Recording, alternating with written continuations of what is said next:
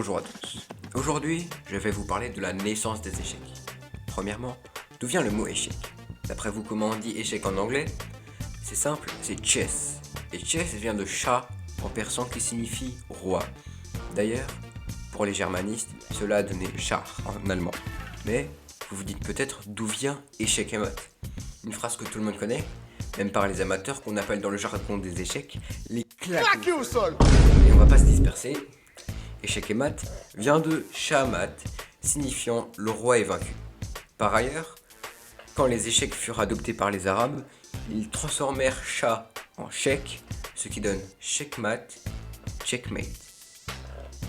Tout d'abord, les échecs sont nés en Inde au Sicile, puis s'est véhiculé grâce à l'invention arabe jusqu'en Perse, puis en Espagne.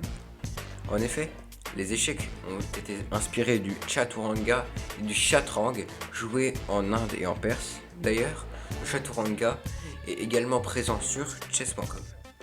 Le jeu actuel, c'est-à-dire avec la dame, date du XVe siècle, remplaçant le conseiller et le plateau de vin bicolore. Il y a plusieurs mythes sur la création des échecs. Je vais vous en citer quelques-unes. Le mythe du Brahman Sissa. Le roi s'appelant Balette s'ennuyait et donnerait tout ce qu'il veut à la personne qui lui trouve un jeu intéressant. Le sage Sissa lui présenta le jeu d'échecs. Le roi demande à Sissa ce que celui-ci souhaitait en échange de ce cadeau extraordinaire.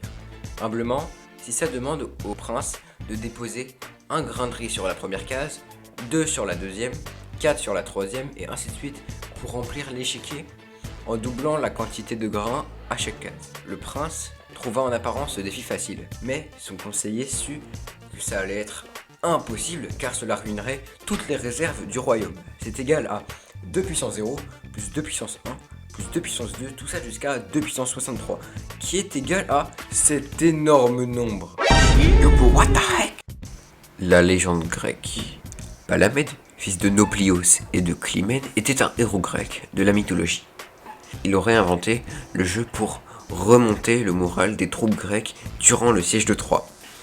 D'ailleurs, il était réputé pour avoir créé plusieurs lettres de leur alphabet, de la monnaie, des dés, l'arithmétique et évidemment le jeu d'échecs.